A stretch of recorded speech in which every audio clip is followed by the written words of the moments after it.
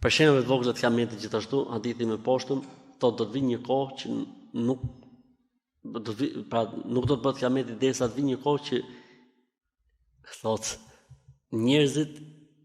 njeriu han me gjuhën e tij siç han lopa barin.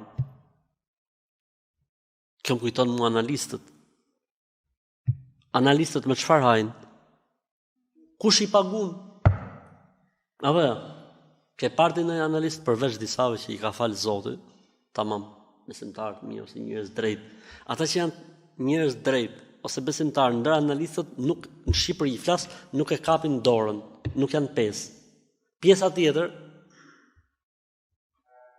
kush pagun? Avokat. Kush pagun? Avokat. Avokati atij që e pagun.